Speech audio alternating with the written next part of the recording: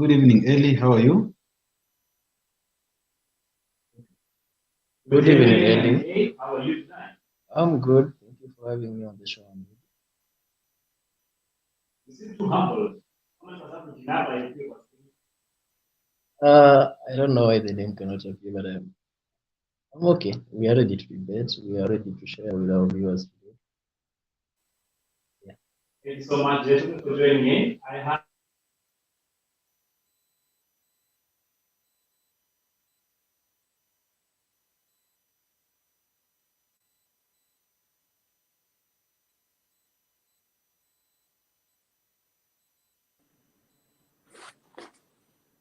Sorry, Eli, I keep on losing you. I don't know if it's a problem with my device, but I'm ready for today.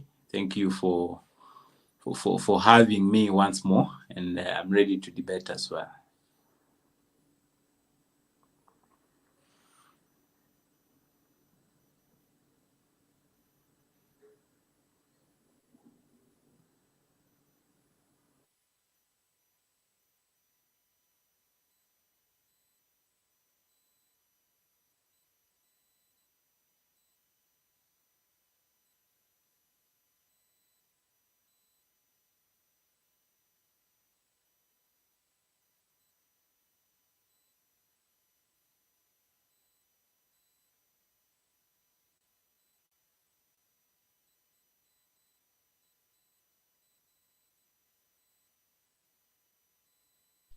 what is the week for you and how has it been? On my end, Bunga came down, but it didn't come down, so we had to go back to the drawing board. Before it was reduced again, but now again it's up to only 4 packets per person per customer, and that's in supermarkets. I understand in our local shops, the shopkeepers are yet to lower the prices because they don't know how they're going to compensate for whatever prices they incurred when they're getting the current stock they have. So let's see how it goes. Really, from my end, from a personal point of view, about a good week. From the political and national perspective, we have had quite a number of happenings. We have witnessed what Sonko has done. Sonko has actually gone to the East African Court of Justice to seek to actually protect, they call his ninth life. We don't know how the outcome will be. That was after the Supreme Court actually confirmed that the decision by the Court of Appeal was valid and that it had no jurisdiction to go into the substance of that, and thereby confirming that he was validly impeached. We have had, while still talking about politics, we have had the likes of, we had Mwangi wa Iria actually coming out and saying he is now properly backing Raila and Azimio. We don't know whether that was a genuine one or because he had no other choice. We have had, in addition to what Godwin has said, we have had this push and pull back and forth about the price of the basic commodity, as which is a staple food in Kenya, the maize meal. We have had exchanges. We have had we have had the most important other thing. We have had the debate, the presidential running mates. We have had, I think we will have an opportunity maybe to dissect that later. We have had quite a number of happenings, and we have other developments that are still upcoming. We will discuss this more as we continue on the show. Thank you.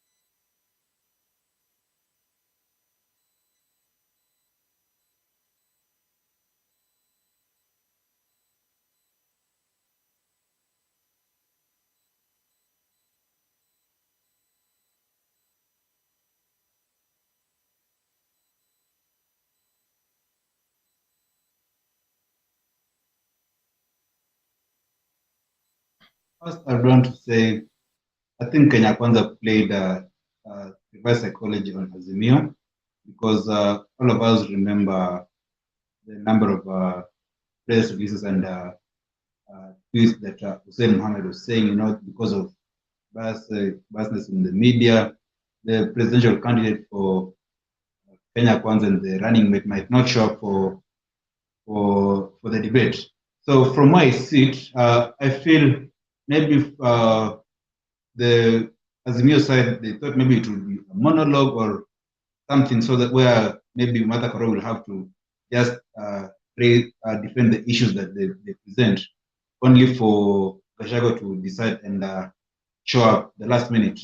And then we understand the expectation that people had about Gachagua. We all know the trend that has been there, give Gachagua the mic, because in Shenga, I would say walikuwa najua atachoma, only for Hussein Mohammed to take a thorough tuition on him. And he performed, actually, he delivered beyond the expectations. Okay, you can pick up from there. Yeah, actually, I followed the debate very keenly. From the first minute to the last one, it was a very interesting one. Number one, because nobody really expected that we would have the Kenya Kwanza candidate taking heads on the bull by its own against Martha Karua, who is a seasoned lawyer, is a good speaker, she's a good debater. We saw Gachagua actually debating better than everybody expected.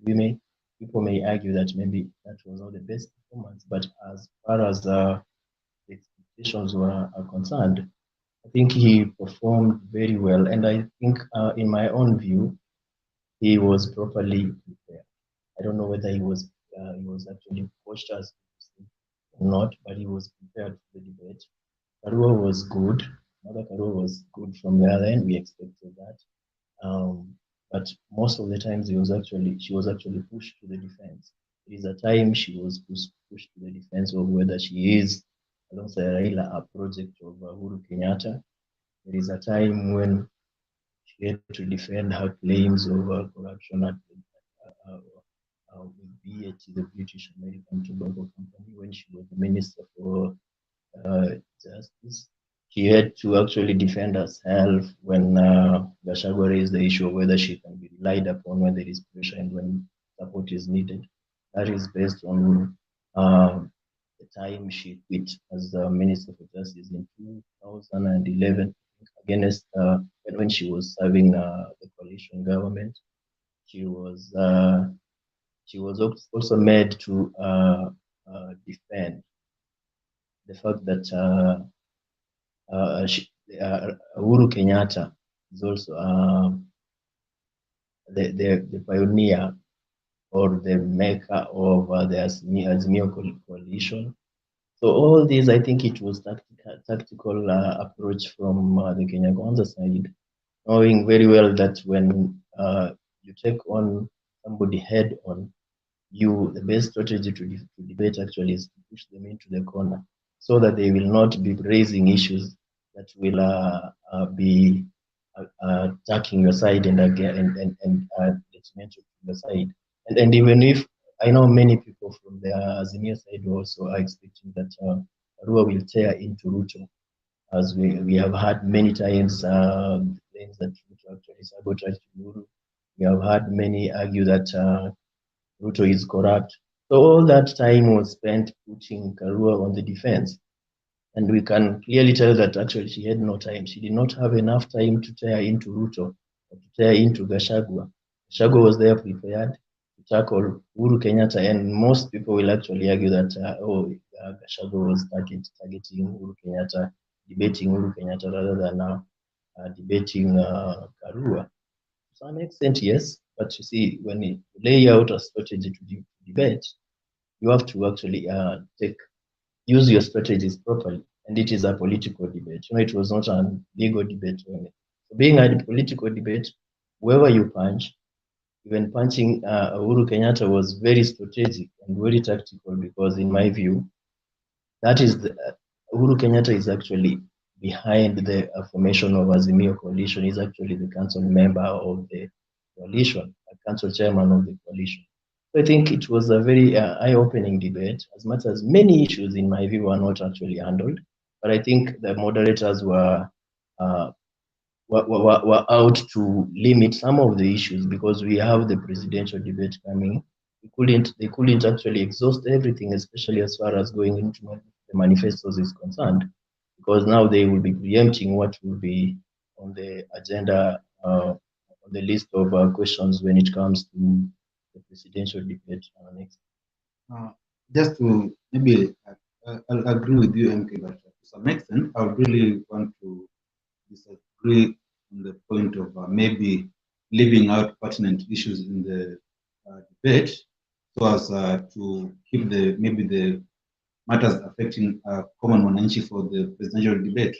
I feel these are a president in the absence of the actual president, you know. So these are people who should be in a position to articulate well the issues. You know, it doesn't mean because as much as they'll be handling the same issue when it comes to manifestos and stuff, still they have to articulate so that we know when in the absence of the president, whoever that is remaining is capable of taking care of the country. And then another thing I noticed, and I still feel some sort of bias when it comes to the two debates, the deputy presidential debate and the presidential debate. We have only 4 candidates running, so I really didn't see the essence of dividing the debate into 2, because looking at the first half of the debate, the tier 1 debate that had Justina Omai and Ruth, you'll find Ruth really was ahead of Justina was ahead of Ruth in terms of attacking issues and how practical and defending their manifesto. So on the other hand, Ruth was trying to attack Justina on what she was saying, but not bring out the issues, the manifesto that they're bringing on the table. I feel on this, with the top 2 positions, they will have made it an open debate for all the 4 candidates. I think it will have been more engaging and so as to get perspective from both ends.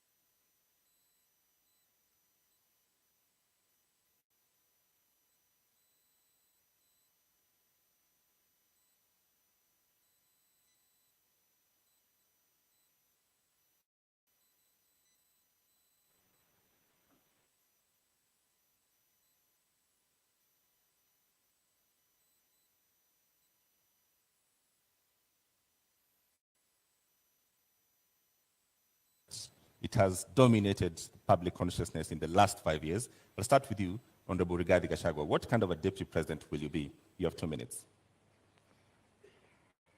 I come from a background of management. I have been in public service for 15 years. I've been in private sector for 15 years. I've been in legislation for 5 years. That gives a 35-year experience of public service and engaging with the people. I am a hard-working man. I'm very passionate. I have zeal to serve. I'm an active man. I wake up early. I don't take alcohol. I have all the time and the commitment to put my all to serve the people of Kenya.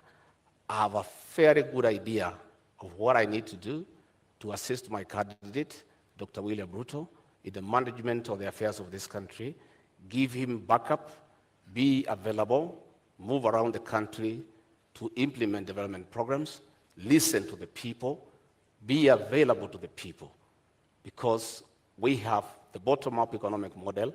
It's about the people.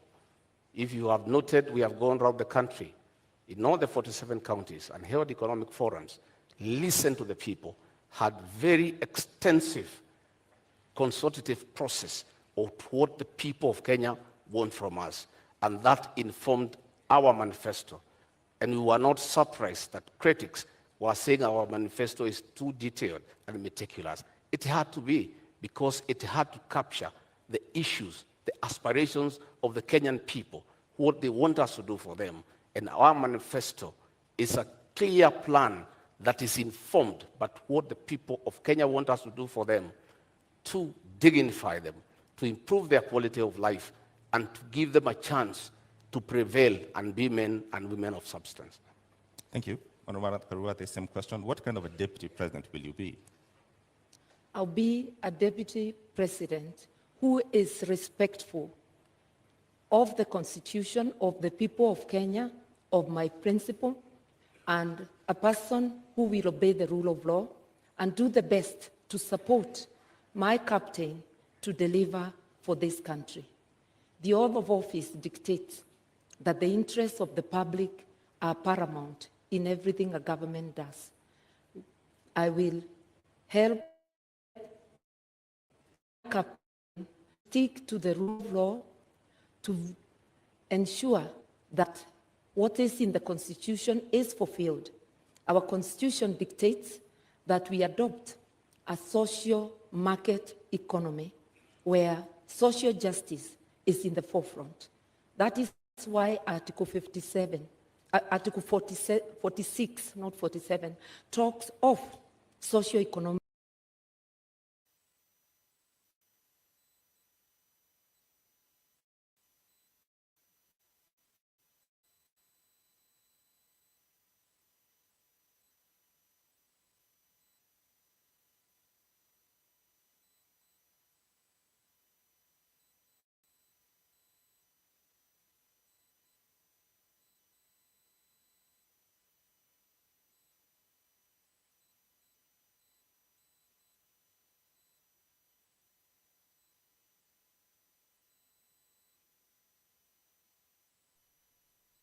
Yes, indeed, I had that very important question being posed. And in my own personal assessment, there is one of the candidates actually tried to answer the question in the right way.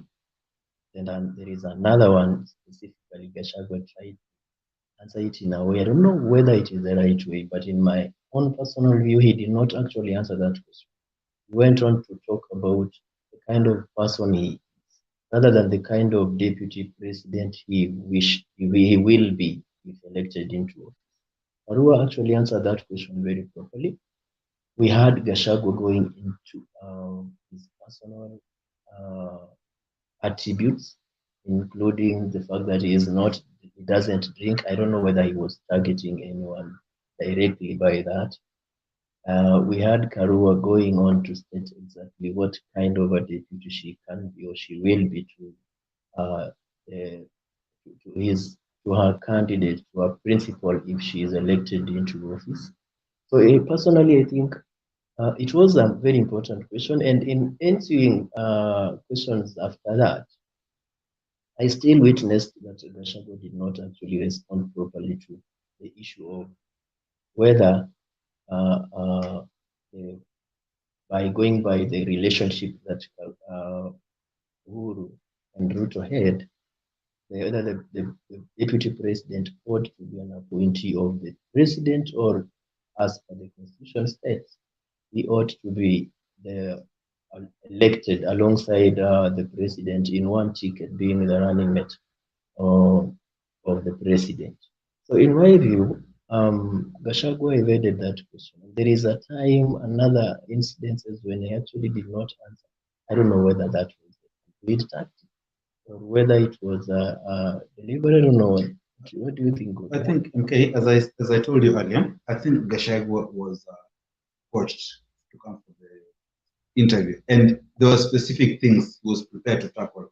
And if you can remember, during the interview, he reminded the moderators, you know what, you guys are not focusing on the real issues. You know, we are just talking about personal life and stuff, because you know, looking at the campaign team that Ruto has, you know, he has one of the best economists when it comes to media personalities, someone like Hussein, you know. So they had the facts and figures. So he was prepared for thorough debate in terms of handling issues, things that will require him to have facts and figures, But now he was waiting for that moment to come, but it didn't come. The only point he was got offside. So he was thrown off guard. And he was asked the price of kerosene, And for him, he was expecting maybe bigger details like how many roads are you going to construct, how many roads, how many, maybe in terms of electricity connection, such kind of things that will require big figures. But when it came to narrow down to something as simple as what's the price of But I also kerosene. think in my view, when you look at what Gachagua was intending to handle, is actually the most important part where Kenyans don't want history. After he confirmed that he is actually going to be different, he's going to work with Uhuru Kenyatta, with his principal Ruto if elected.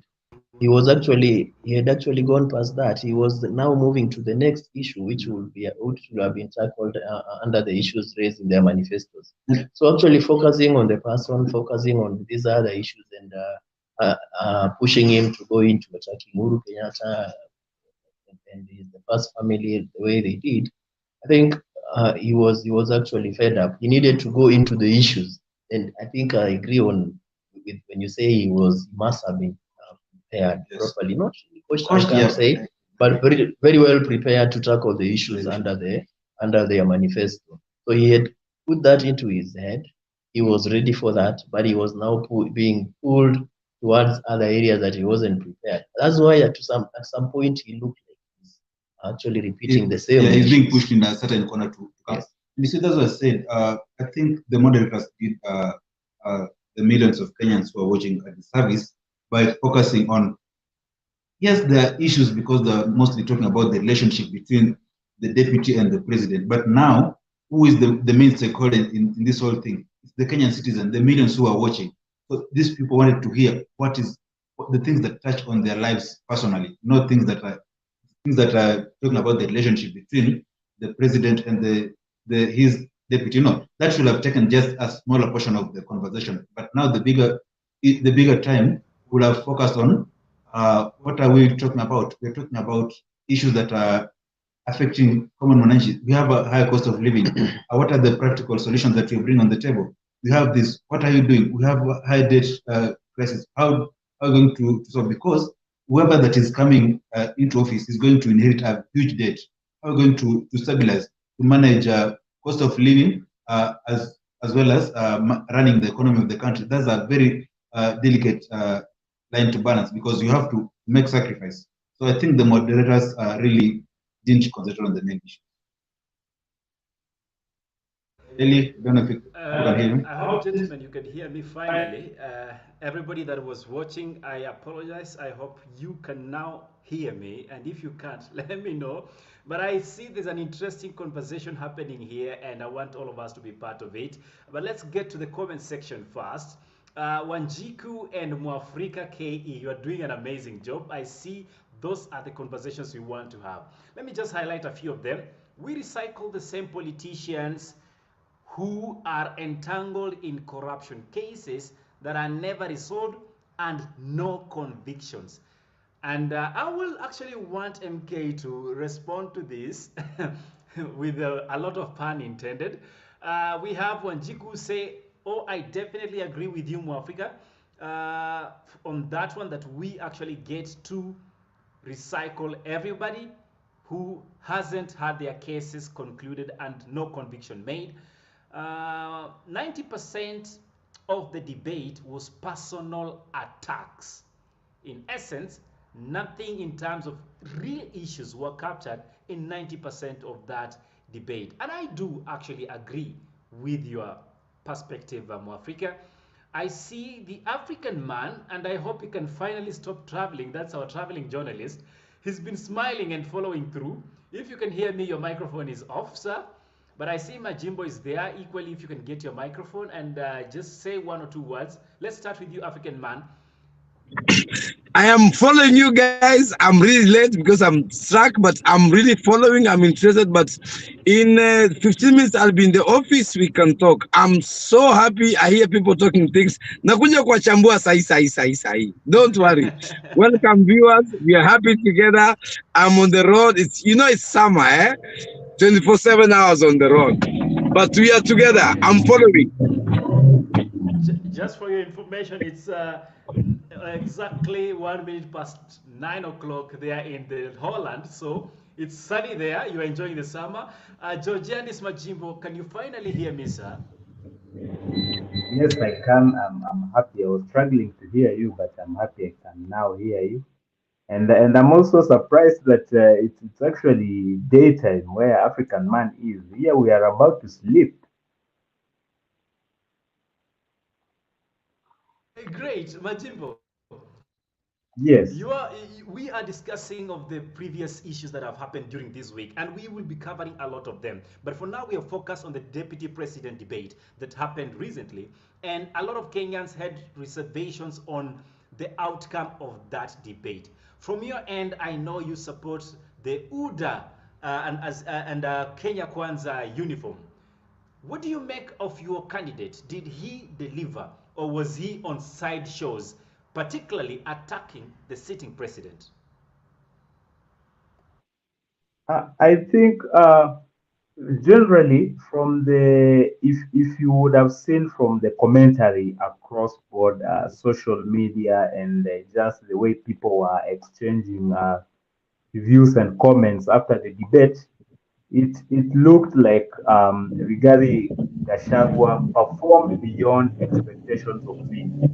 I think the media had portrayed Rigathi Gachagua as one person who is illiterate, one person who is incoherent, one person who cannot communicate clearly. But that day he surprised many, he shocked many, as in as much as he seemed a little bit too personal with the president.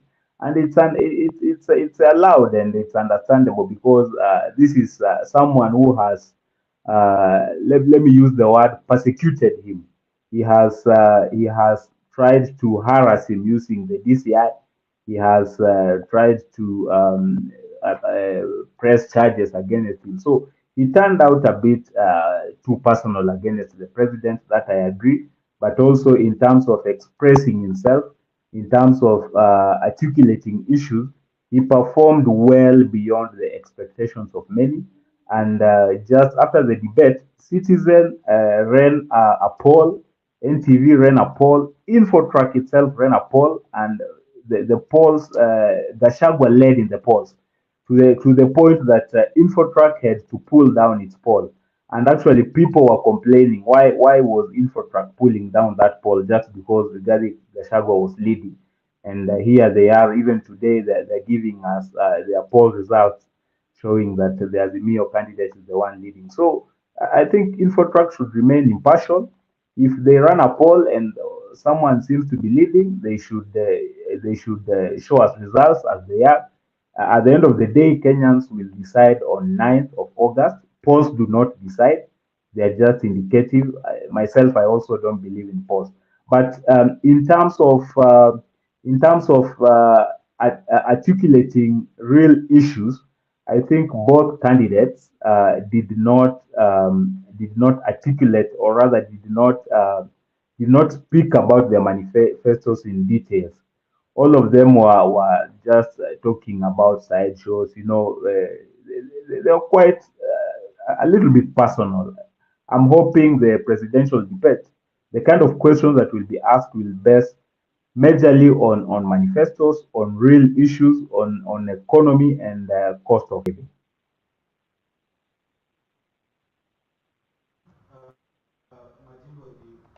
Majimbo, you brought in a good one because I feel, and that's why I feel when it comes to them talking about real issues, the buck stops with the moderators because you cannot go around answering questions that you've not been answered because the moderators set the pace and the cue for which you have to answer the question. So if they're asking you personal questions, you have to respond to them as they come. because someone cannot ask you how you're going to relate with the president. Then you tell them, the price of bunga is now at what 230. So you tend to go off because going by what Rigathi said, as I had said earlier, he anticipated some issues to come up. So he thought those issues are going to be addressed as early as possible. And you remember Sophia Onuna saying, even these are issues. Yes, we understand the issues, but are they the real issues that need to be discussed on such a platform? If it was just the normal political analysis on a certain TV session, then that's okay. But on such a platform where millions of Kenyans are watching, I didn't think that was. I also think I agree that actually the issues were limited by the moderators. We did not have them bringing out the main issues as people expected, but as I stated when I started, my view remains that most of these issues might have been spared for the presidential candidates. We expect to be having a debate between the presidential candidates that's actually tackling the main issues rather than these other issues that are past. Relationships between president and deputies, I don't expect them to come up very much. We don't expect them to relate the way Uhuru related with Ruto, for instance. So we may not even be interested in that as a debate. We have many issues as a country that we expect the presidential debate to tackle. Then secondly, when Majimbo actually appears to agree that Gachagua to some extent was very personal with the president, I tend to agree, but again, I tend to justify the same. You will realize that the president has been actually out there speaking in speeches after speeches, in giving actually in political rallies, attacking even the other side where he is not a supporter, the Kenya Kwanza side. So when a person comes out and is actually looking like he's tackling opposing side, he expects to be responded to and to be answered. The same thing happens for everyone. When you come out attacking a certain side or addressing a certain side in rallies, what do you expect? As much as the platform was not for that, but Gachagua actually took advantage of the platform to address the president in a place where everybody could hear, including those who don't attend rallies. That's actually the best place to handle every other thing. How many Kenyans actually, for instance, had known that the merger that formed the NCB, the NCBA actually was exempted from tax. How many people know? And that is actually a main issue. Those are the main issues that some Kenyans don't want to speak about. Those are the main issues that we should speak about. Those are the main issues that I think affecting the country. Although it was not, we may argue that it was not the right platform, but it was actually one of the areas that Gachagua took advantage of to push Karua into the corner and prevent her from actually debating other issues that would have maybe had a detrimental effect on the side of Gachagua. Great there, MK. But earlier on, I told you I would like for you to respond to a specific question that Mwafrika KE asked about the issue of recycling politicians, especially those ones whom their cases haven't been settled completely, including political ones, corruption related, abuse of power and everything. We have seen, for instance, one former governor of Nairobi moving from court to the Supreme Court and now to the East African Court of, trying to find a way to contend. Is this a way to dilly-dally the elections, or is this pursuing what we call fair hearing and ruling when it comes to matters of judiciary? MK and then Georgiadis. Let me start perhaps before Georgiadis comes in. Personally, if you ask me, number one is I think I know the person we are talking about here is Mike Sonko. Mike Sonko has never actually been satisfied that he was properly impeached. It was very political. It was witch hunting.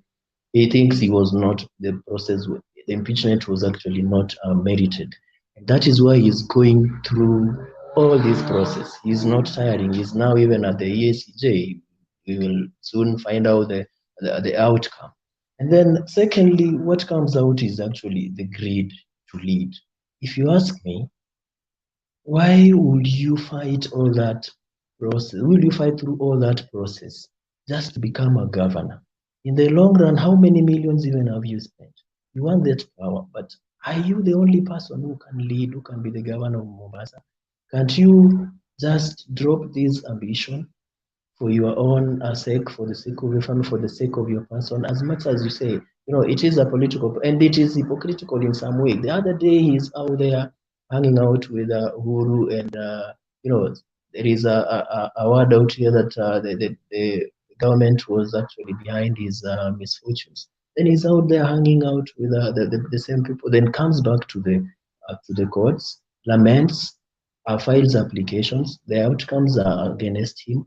He is not even tiring. We don't know where he will go after the ESJ. The thing is, my point is, we are almost near elections. Why can't he even fight this battle towards a target in 2017, 2027, rather than look like he wants to fight and get himself on the ballot when it is almost very late, assuming that now he gets the orders he wants and he wants to go to the ballot? What was the implication of this to the IBC's? Okay, maybe just just briefly before Majimbo comes in, I tend to understand where Sonko is coming from, and the reason being, to some extent, justice in Kenya, I think it served us subjectively, because looking at his impeachment, the reason why, to some extent, Sonko is not satisfied with the impeachment. Let's look at the background, how it came about. Around the time he was being impeached, how many impeachments did we have? You remember we had the case of Waititu. When it went to the Senate, it went to the plenary. The issue of Sonko, when it went to the Senate, it went to the plenary. But now, around the same time, we had the issue of Waiguru. What happened?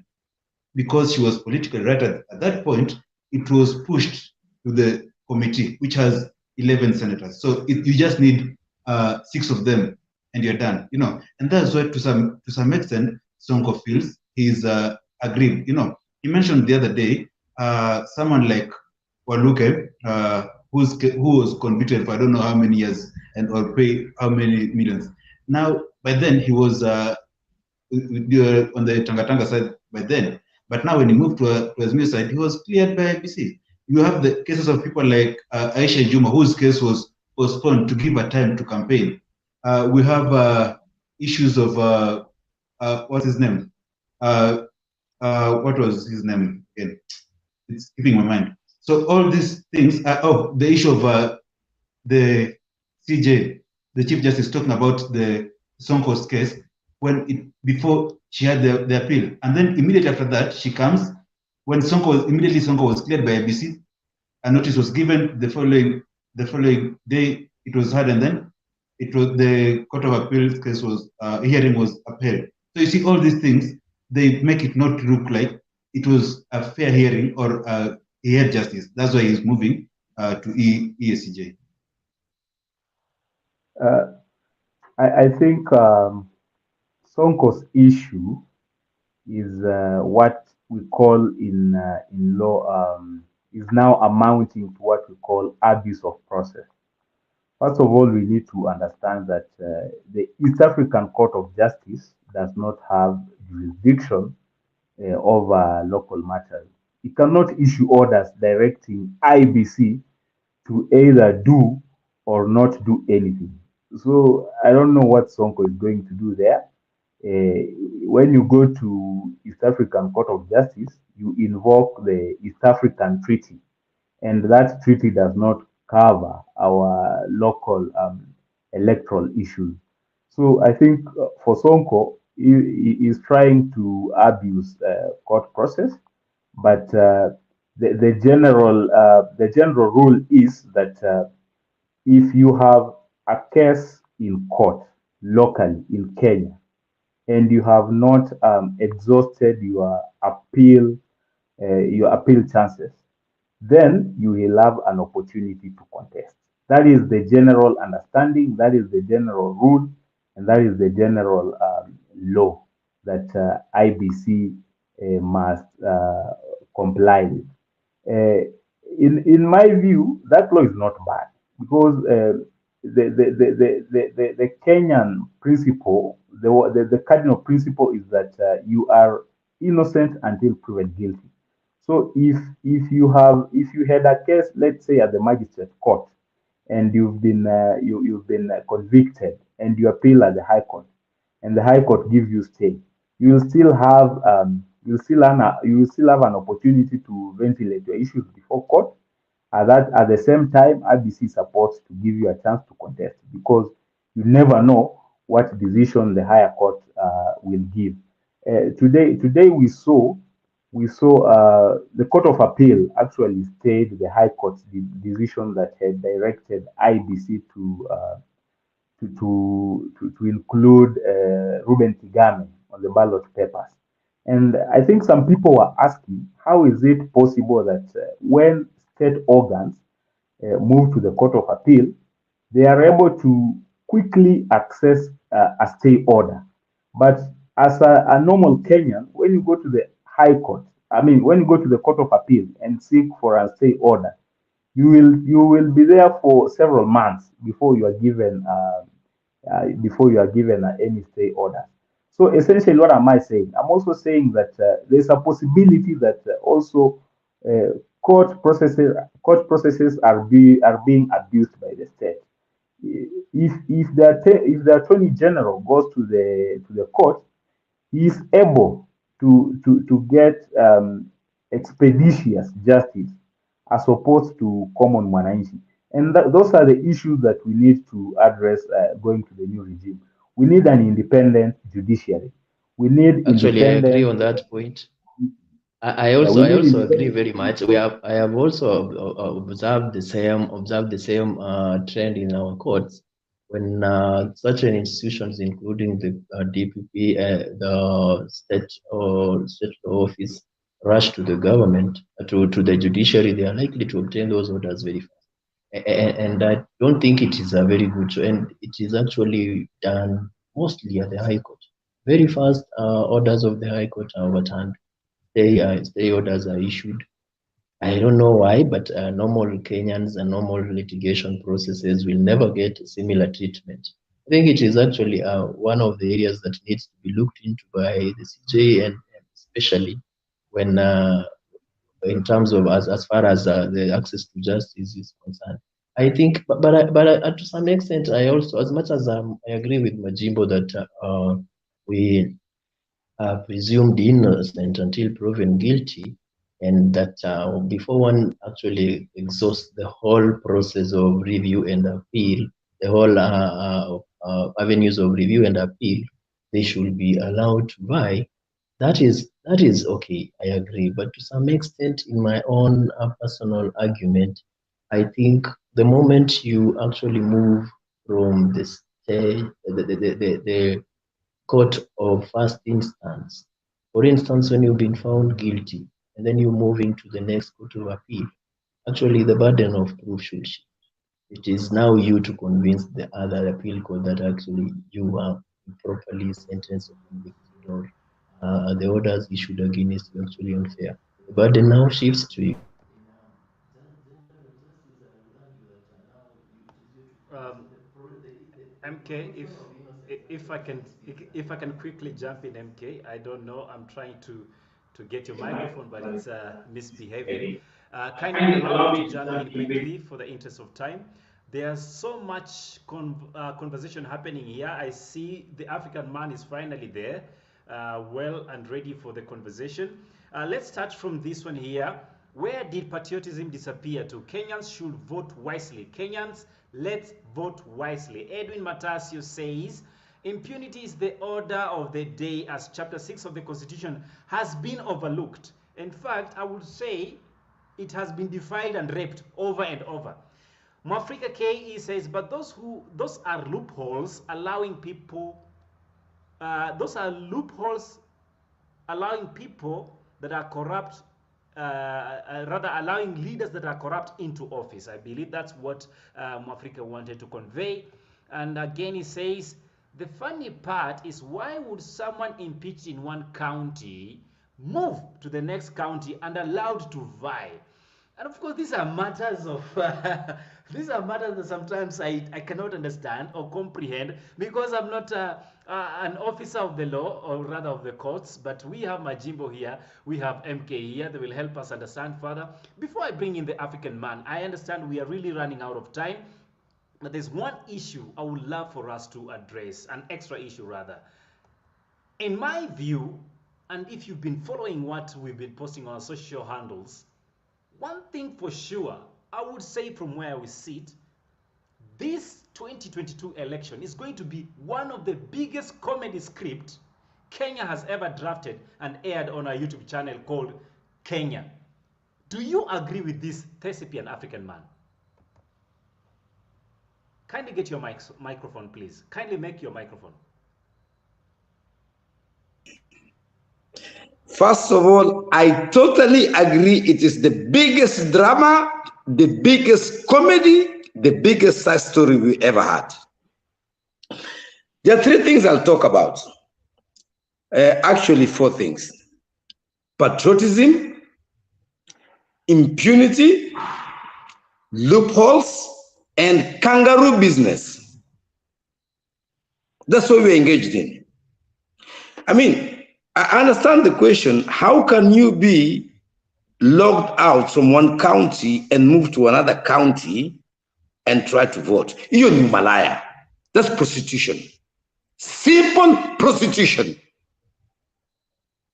You get me, my brothers? So now, the first thing I like to, the first thing I like us to address is, sorry, the first thing I like us to address is very simple. Oh shit! Okay, I think Matata is having one of those. My questions still remain. Do you feel, and Georgians, you are in that field right now, actively involved, but where I sit, I still need to be persuaded and convinced that this 2022 elections is going to be a real election and not just some sort of drama festival we are going to experience. Because for me, I believe we are not ready for the elections. Georgianis, what do you think? Are we ready? I think you know that question is subjective. It depends from where you sit. From the seat I occupy, I am actively involved in the politics, and in my view, we as Kenyans hold the key to a successful and issue-based election.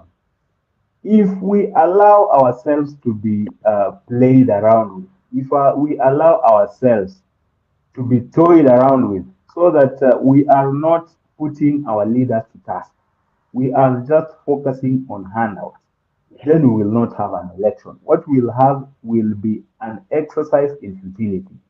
We will install projects or we will install jokers, but I think as Kenyans we need to interrogate issues. When we go to the ballot on 9th of August, let us go there and interrogate our leaders' manifestos. Let us go there and interrogate the ideas. Let us, in the process leading to election, ask difficult questions. Right now, we can see the cost of living, or rather the cost of commodities, has been increasing. And you see, people who are in government or people who are aligned to government are telling us that, you see, this is a worldwide problem. So let us just encourage things to continue rising, because they are rising all over. Let us sit back and watch. Once they began to come down, ours will also come down. I was telling my friend, these are the people who used to sit in a class and say, since all of us have gotten 10 marks in mathematics, I cannot complain. I am comfortable. The next cut, when it comes, everyone else is getting 90, 80, and you are there, you are still there with your 10%. So we cannot justify our problems. We need to work towards ensuring that we are getting solutions. We need to ask very difficult questions. We cannot keep quiet in the guise of saying that commodities are rising everywhere. Just because you are aligned to that particular movement. or rather, the incumbent has supported your candidate. We cannot allow that. Okay, we cannot allow that. African man, you want to come back with your input to this because we lost you Yes. along the way. Yes, excuse me, listeners and fellow panelists. I got a bit lost on. First of all, my excuses. It's summertime, so we're running up and down. I'm happy I'm back at the office. I was talking about four things: patriotism, impunity, loopholes, and kangaroo business. First of all, none of our politicians are patriots. That we know. They lie. They turn around stories. Last time I was here, I asked my fellow panelists if Raila and Ruto has ever lied. They said no.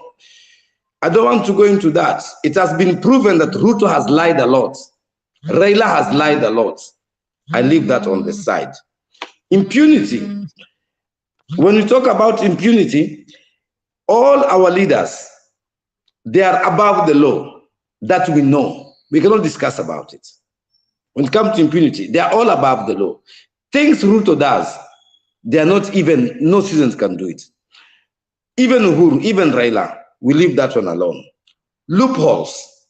There's a lot of loopholes in the new constitution. Because, first of all, Africa, we do not lead ourselves with constitutions. The Kenyan constitution is a replica of the English constitution. That's why I support one guy, Wajako, when he says, suspend the constitution, let us find ourselves. Constitution, religion, education, they are all not good for Africa. That has to be put aside. Now, the only way I can try to empower the electorate, take care of the economy, make so much money as you can. When you have enough money, you can buy the politicians. Turn the wheel around. Let Ruto not come around and give you 100 euro. Give Ruto 2 million euro and tell him, say this. Then you are in business. Matasi, That's how it I'm works. afraid with your approach of politics. The cabal has taken, we as citizens, we are ruled by 20%. Ruto, Raila, Uhuru, Kenyatta family, and all those. It's only took 10% of the population. They cannot own the economy. When we own the economy, and we can tell Uhuru Kenyatta, listen, me, Matasio Kagwa, I have got 75 billion for you to pass this law. He cannot change anything. Because politicians are prostitutes. They go where the money is. So let us get the money, we control the politics, then we can control ourselves. First 4 points finished. I come to understanding ourselves. I said before, what they plant in your first head. Let's talk about unga ugali. It's been happening all the time. What I want to tell people is like, watch the patterns, how they make it. 2 years before the election, they will shoot the price of unga. 100%. You understand? Then as soon as you come to elections, they pretend they are reducing. Look what happened in 2017 with the unga price and what is happening now with the unga price. There's no difference. They put it high, you get hungry. After you get hungry, they dangle a carrot and say, oh, tumepunguza unga sasa saizi nipigie kura. Those things you have to be aware. Learn your history. Everybody ask yourself, whenever there has been elections, especially Waluya na Wajaluo, jiulizeni, kama kuna kura inakuja, 7 months before kura, unga inapandaga ama inashuka? Inashukanga tu 2, 3, 4 months before elections. True or false, my panelists? Yes, tunajua. I don't disagree with that point. If you ask me personally, and every Kenyan even heard Uhuru talk. Uhuru himself said, "Bona towards elections, we will have prices of unga shooting up." And then I think he was acknowledging there is something that is happening, and he is actually responsible for this. He's the ultimate CEO. He's the CEO who is trying to find blame in other institutions. But I don't know. The buck stops with him. I don't know what. 2017, as you say, it was actually the case. It was 180 shot down to 90, and it was even all the packets were branded 90 shillings. It was a Yeah. government project. It was an election created shortage. It was politically motivated, and it is actually a shame that we can have the government finding a solution 4 weeks towards elections when we have had this issue. Nobody can actually argue that 3 months before elections, the government will not have subsidized. Exactly. Why subsidize only when it is 4 weeks to the elections? Are you trying to excite the electorate or to influence them politically? It is actually a bribe. It is actually a bribe, and it should be actually an offense. It is offensive and it's insulting. It is a failure on the part of the government. It is actually a shame that the government can actually try to manipulate the electorate in this way. And then when you look at it, you find that the president is the chairman of the Azimio Coalition Council, and he is on that side very solidly. So we can easily we are justified when we say he is actually trying to influence the electorate towards his side. And then, but again, Matasio, I don't agree when you actually back as much as we may say you have an alternative in Wajakoya, it is a very risky thing to declare in your manifesto that actually you're going to suspend the constitution without outlining what are the measures you will take then after that. It is a Can I risk. ask It you is that? an affront. Can I ask you that? It is no wait, let me finish. It is an affront to the constitution. It is a risk to the whole nation. We have a constitution. If you want to suspend it, tell us now, what is your way forward after you've done this? How are you going to make sure you amend all the loopholes, as you're saying? You correct them, you make it a very solid document without telling us that you are actually threatening the whole nation, the fabric of the whole nation by actually suspending the constitution. I cannot actually support that point unless you can convince me by a proper laid out structure on how you want to handle that. Give me 2 minutes to convince you. Just before you answer, Matasio, before we lose no, please. I've been away for some time. You can question for question. No. Listen, a question for a question. I want to work on the word risk. Risk is in business. Risk is in relationship. Risk is in family business. You understand? You cannot guarantee risk. You understand? Risk means think out of the box. Risk means take 100% responsibility. Why I say postpone the constitution, I know it's a risk. You understand, my learned friend? I know you're from the legal part. Legal people don't take risks.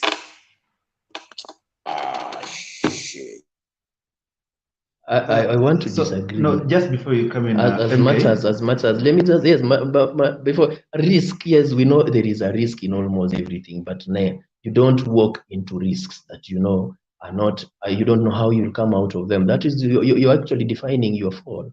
That is what you will be doing to us as a nation. Yeah, as Matasio comes to respond to that, we are talking about this issue of and it really touches more of the kind of president we want. Because looking at what Uhuru is doing right now, he's giving us a temporary solution, and he's telling us, I'm giving you this temporary solution as we look for a long-term solution. How are you going to look for a long-term solution when you have less than 3 weeks in office? The only thing he's trying to imply here is, I'm giving you this temporary solution, but there's someone who is coming who will take over to give you the long-term solution that I promised. And remember the other day, Paul saying, when Jesus left, he left with the helper. So Uhuru is trying to say, I'm leaving, but when I'm going, I leave with the helper who is going to give you a long-term solution. Even before I go there, now Majimbo, back to you. I have a question for you. We have Ruto complaining now about the price of unga being lowered at this point. Now, let's go back to 2017. It was at this point we had the same issue. We had Ruto and Uhuru justifying why it happened and why they had to reduce the price of unga at that time. What changed? Now, how does it now become because he's on the other side and Uhuru is now lowering the price? The same case we had in 2017. Now it's becoming bad. What changed? What different is he going to do, Majimbo?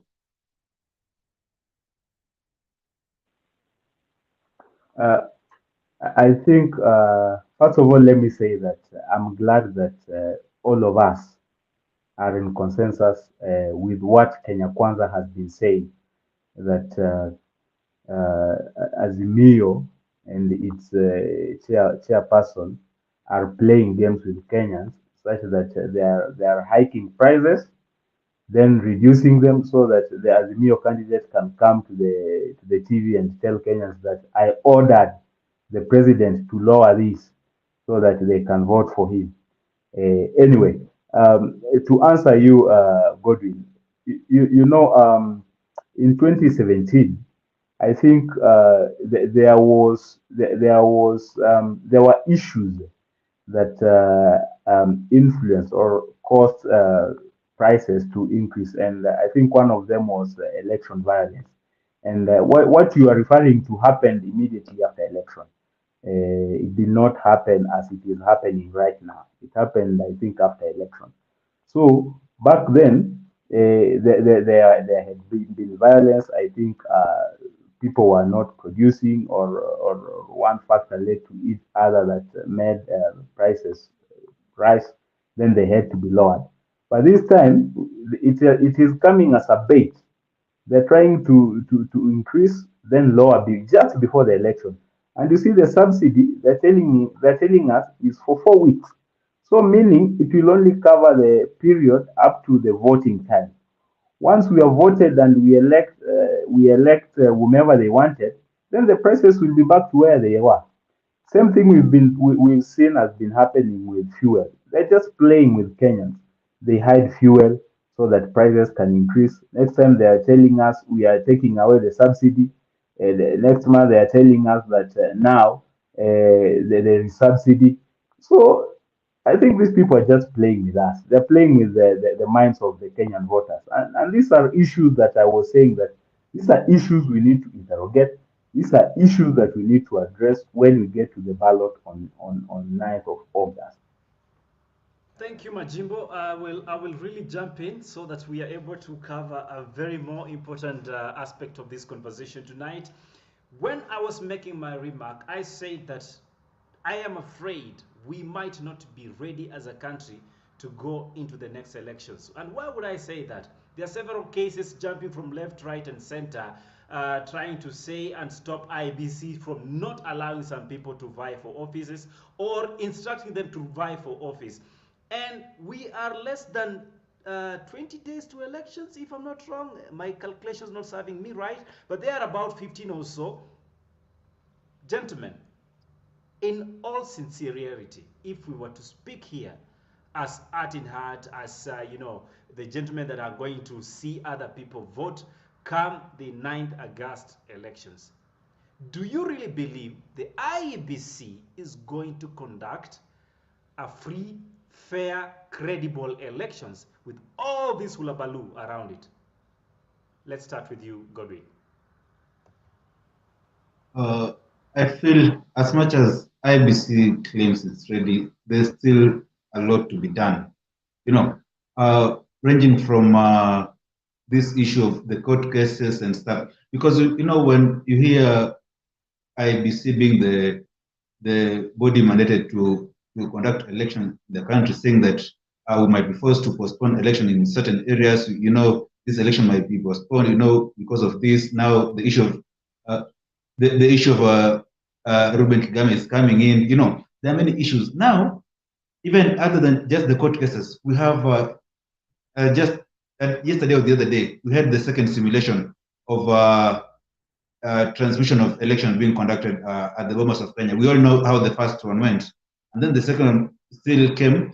The success rate was at 60%, and 40% is not something that is so negligible that we can just overlook and say, now because we are above 50, so now IBC is okay to run elections. They're saying now, like in the case of Mandera, when that simulation was happening, there was a fiber that was cut, and it affected all the constituencies in Mandera. So come 9th August, when such a scenario happens, what happens?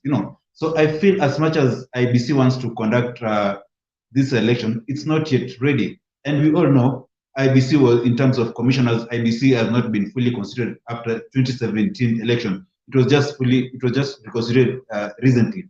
we all know like there's no harmony between the commission and the secretariat. They're not reading from the same script.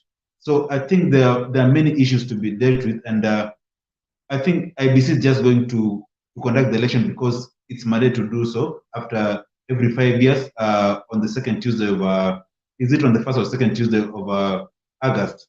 But in my honest opinion, IBC is not that ready to conduct election. Early on that point, maybe I should go back. You allow me to go back maybe half a minute on that issue of whether Kenya is actually going to have a comedy election or not. I wouldn't call it a comedy election. I would call it a zero effect election.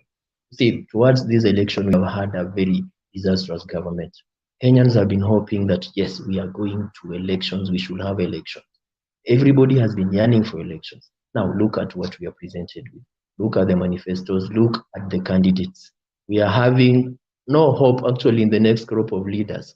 That is why I would call it a zero effect. We had all the high hopes. We had the yearning of a change of a regime, but now we have a crop of leaders with their manifestos that actually are promising nothing. As much as we look forward to the election, personally, if you ask me, we may actually have the highest number of people who don't turn up for this election. And now to the issue that you have just asked, the question that you have raised, whether the IBC is prepared or not.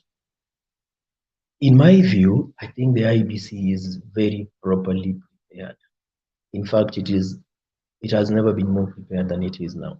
The only problem that we have as Kenyans is we tend to listen to politicians. We forget that these politicians raise issues and pull strings towards their end. They are protecting their interests.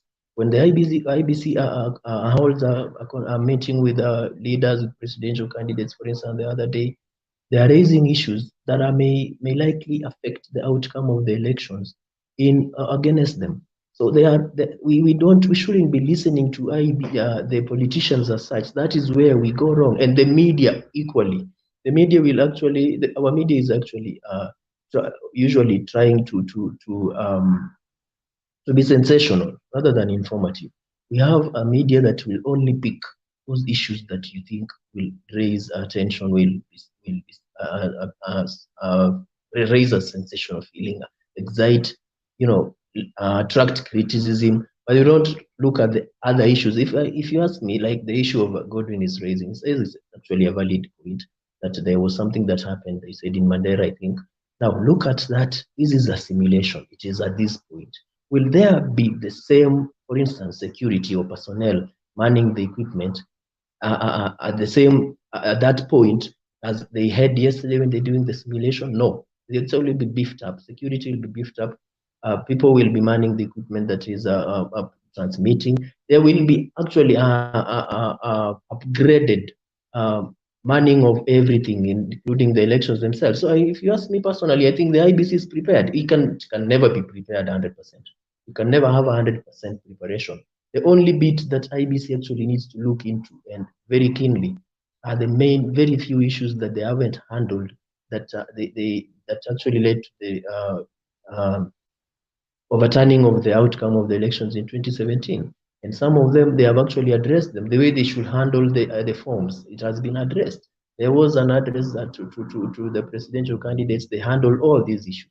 So if you ask me, I'll tell you, the IBC is prepared. We cannot expect 100%. Let us give them a chance to do elections. Let us not listen to politicians. Yes. Politicians will always try to make things sound like try to influence decisions and actions towards them, towards the outcomes that are favoring them. I agree with you. We don't expect 100%, but again, the margin, the error margin should be at least reasonable, because as I said, the issue of a 60% success rate is not. It didn't come from politicians. It was something that was happening. It's an event that IBC itself was conducting at the Bomas. So yes, they've improved from where they are, but still. 40% is not something that we can just let it pass because we don't expect 100%. At least the bare minimum, if we're talking about the 90 or 98% prepared, at least we are talking about 40%. That's still a very big margin to actually, it's actually considerable, but you see that this simulation is not actually the same conditions that are going to be present when the elections are now due. And when Ellie asks about whether the issue of the other candidates being cleared late, it may affect, but how many candidates do we expect at this point, for instance, to be pending clearance? The Sonko's clearance was revoked by IBC. We have Ruben Kigame, who we have not confirmed. The IBC has not confirmed that it's going to be reviewing his documents presented for clearance. So we may actually be having the candidates that they are now. We actually don't have any other pending cases. Ovinya Deti, on the other end, was actually cleared to buy. Those are the few cases that were pending in court. Right now, we have this Sonko's issue that is pending, but right now we don't have any order towards to the IBC to consider his clearance again. So as it is, we know who is vying where. We know everyone. The papers, when the ballot papers are being printed, I believe they have the process of being printed. That is the final decision. Once we have the papers in the country and no other cases pending before the court, the IBC is good to go. I don't actually foresee a situation where we will have areas that are not yet ready for election. Considering now it is better that covered than 2017 and 2013, where we had issues of accessibility and stuff. Right now we have all the areas. And mind you, ballot papers will always get to all these areas. Facilities will always get to all the corners of the country for elections. That is because of our politicians, but maybe some other services are never easily accessible as that. That is another point. Ellie. Thank you, MK. That was very needed for us to actually be able to understand. And of course, let's not get confused here. MK is talking from a point of information rather than an official position for IBC. For now, let's go to the comment section. And I want to really point out two individuals that have been very actively involved in this conversation. And I want to big up you guys. Wanjiku Kagwe. Maua na Kayamba to you. And I say Mwafrika KE has made this conversation worth listening in. For everybody that is following on our YouTube channel, thank you so much. Edwin Matasio says IBC should move beyond these casual pressers and install confidence in its affairs, because that's what a few individuals feel it's lacking. Wanjiku says Mwafrika KE, we're expecting nothing new, because when a media owner is openly a major political party, what do we expect? Food for thought. Let me say again, that is South Africa KE. Kenya is in the same shoes America was between Hillary Clinton and President or former President Trump. Wow. This, ladies and gentlemen, is quite a heavy conversation, and we continue to have this every single Thursday. And Gordon was whispering in my ears a few weeks ago and told me, Ellie, we will make it even more interesting because we'll have 3-4 more shows coming every single week. And Majimbo, hopefully he will be returning from the the road that he's been crossing all over the country to try and secure votes. But let's not put every doom in everything that has happened. There's one person that stood out in all this when it comes to the deputy president debate. And I want all of us to take a moment to listen and applaud actually that this lady did her homework well. Who am I talking about? Just listen in and be the judge. And who is here, we appreciate. Justina Wamai is emotionally intelligent, she's vibrant, she's someone who looks into the future. And given the fact that I was born in Kibera and I am where I am today, I feel I've achieved, which is encouragement to anyone at home. In 2013 and 2017, I must say I was a consumer of this production. I was at home watching, but today I'm part of the production. So I feel very humbled, and given that I understand the role of a DP, that you deputize the president in all execution of his duties, I am ready for it. My educational background in procurement, having a master's in procurement, links with the public service. We are out to run an efficient government, a government that looks into how we are managing our money. So that gives me the upper hand. And again, being 35 years a youth, I can resonate with the challenges the youth are facing. Besides, I had ran for Mavoko in 2017, member of National Assembly. And many people were asking, why the member of National Assembly? My drive then was to go into National Assembly and formulate and sponsor bills that are youth responsive. So when I speak here, I know the plight of the youth, I know the plight of the women, and my focus is telling the Kenyans the truth, that it is not easy, but we are going to make it. The future is beautiful for Kenya, and that is what Roots Party stands for.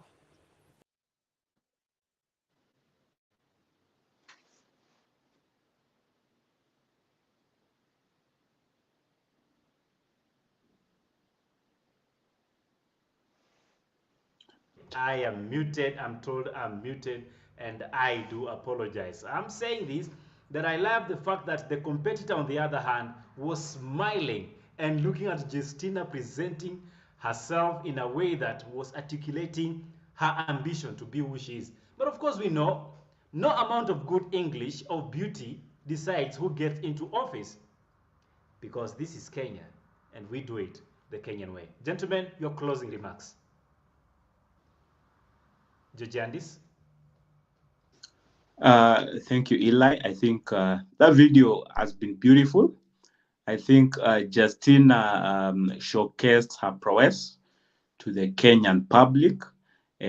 She's quite learned. She's brilliant.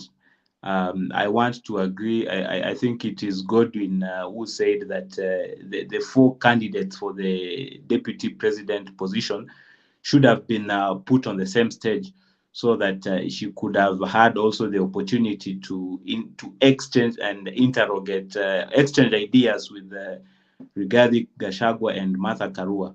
It was quite limiting for her to be paired against Truth, where she seemed to a little bit shy. But I think whoever wins might consider having her in her government. That said and done, I think it's been a good show. We hope that as we go forward, we will keep on exchanging ideas, so that when we get to the ballot on 9th of August, we have in a way influenced the voters' decision, so that they can make a proper decision, they can make an informed decision. Even ourselves, as we exchange ideas, we also learn from each other. So let us keep on pushing these shows. Let us keep on exchanging ideas. We also learn from the comments. We learn from each and every interaction we have.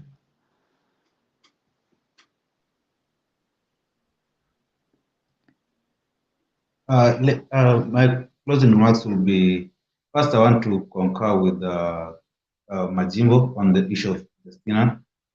That lady is brilliant, and how I wish all of us know, because of our voting pattern in Kenya, that Roots Party might not win. But whoever wins, I wish they'll consider her in the game, because these are the kind of brains we want. Let's not have these leaders appointing people, their cronies and their friends, just for the sake of it. Let's appoint people on merit. And then my final remarks will be to call for peace now, during elections, and after elections. And this is my message to the electorate. We have to understand that these politicians, when they are blowing those trumpets of violence, they are targeting you. When they're looking for people to start that violence, they're looking at you. But now, when they get to power, and they'll be looking for appointment of jobs and issuing of positions in the government, they'll be looking at their children and their friends, not you. So remember, I'm your neighbor. After elections, I'll still be your neighbor. Let's not forget about that because of politicians. Let's maintain peace and peace and peace.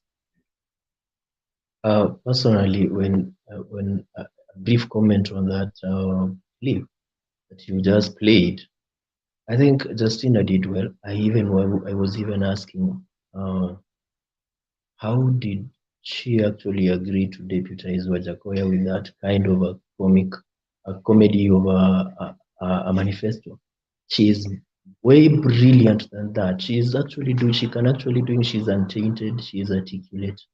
She is beautiful, she seems to have beautiful ideas, but then we have her being put on the podium actually to defend that kind of a manifesto. She did well, she outperformed the manifesto itself, because I actually wasn't even sure how she's going to defend the sale of snakes and testicles. I don't know, all those kind of things. But she's there, to the word untainted. I wish her well. But I tend to disagree with only a very small bit of that introduction. Let us not always, when introducing ourselves, look like we are still have a pain back to where we were born. You know, when you were born in the village or in Kibera, where you come out to the world, you have come out to the world. You have been exposed to an opportunity to equalize with everybody else. Let it not look like you are using it to introduce you. Say it is you and you are out there in the world. Wacha kukuja na, oh, you are born in a village in a very poor. No, you are out here now. You have had an opportunity to equalize with everyone else. If you've come out and used it well, you will actually be at the same level with others. Going into elections, I think everyone is properly making up their mind. There are people who are undecided, actually. Those ones who can never change their mind, I know. Then there are people who have not yet decided, and those ones who can change their mind. If you can change your mind soberly, change. I really appreciate our viewers because we are here because of them. If you can change your mind to the better, change. If you have to change your mind because something has been squeezed into your pocket, it is unfortunate. You are part of the problem. You are an accomplice to what will before this country if we happen to get into bad leadership. All said and done, we are waiting for the elections. Thank you, Eli, for having me on this show. Thank you, MK. Thank you, Godwin, and thank you, Jojiandis, and of course, Matasio Kagwa, who couldn't sit through the end of this show. And thank you, each and everyone that made the conversation worth having in the comment section. I see Wanjiku Kagwi says, and that is the last comment I'll be reading out. You get it? Actions speak louder than words. So when we go to elections, what are the actions? And next week, we will be discussing the good, the bad, and the ugly. What are these good, bad, and ugly when it comes to the politicians of the president you want to have? Remember, the presidential election will be, debate will be happening, and I'm looking forward to see what Jojandi's flag bearer will be putting across and what Wajakoya, who happens to be Godwin's friend, will be discussing about snakes and ladders, snakes and hyenas. And of course, I'll be looking forward to hear what Raila Amolo Odinga, the Azimio presidential candidate, will be posing, and of course the Agano Party Mwaure will be telling to the Kenyans. Yes. So Jadis, are you buying Ama on what? I don't know. Why can't you tell us? I don't know. He's decided to mute. Are you planning to answer that, Jadis? Are you buying? No, I'm not vying, but definitely next circuit I will know this.